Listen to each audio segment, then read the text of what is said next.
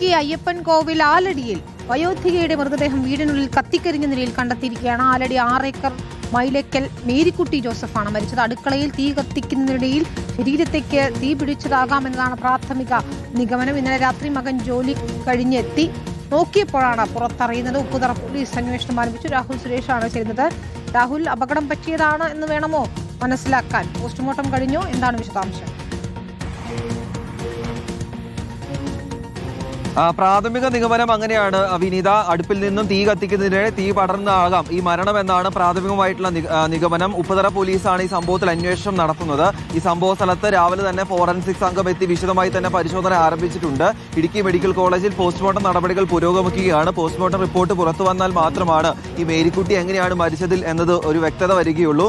മരിച്ച മേരിക്കുട്ടിയും മകൻ ജെയ്സനും മാത്രമായിരുന്നു വീട്ടിൽ താമസിച്ചിരുന്നത്. പകൽ സമയങ്ങളിൽ ജെയ്സൺ ജോലിക്കായി ഏലപ്പാറയിൽ പോകാറുണ്ട്. അവിടെ ഹോട്ടലിലാണ് ജെയ്സൺ ജോലി ചെയ്യുന്നത്. പതിവ് പോലെ ജോലി കഴിഞ്ഞ് ഇന്നലെ രാത്രിയോടുകൂടി വീട്ടിലെത്തിയപ്പോഴാണ് അമ്മയായിട്ടുള്ള ഈ മേരിക്കുട്ടിയെ മരിച്ച നിലയിൽ കണ്ടെത്തുന്നത്. ഈ മേരിക്കുട്ടിക്ക് വിവിധ രീതിയിലുള്ള അസുഖങ്ങൾ ഉണ്ടായിരുന്നു എന്നതാണ് പറയുകയും ചെയ്യുന്നത്. ജെയ്സൺ ജോലിക്ക് പോകുമ്പോൾ അടുത്തുള്ള വീട്ടുകാരോട് ഇടയ്ക്ക് അമ്മേനെ നോക്കണമെന്ന് പറഞ്ഞിട്ടാണ് പോകുന്നത്.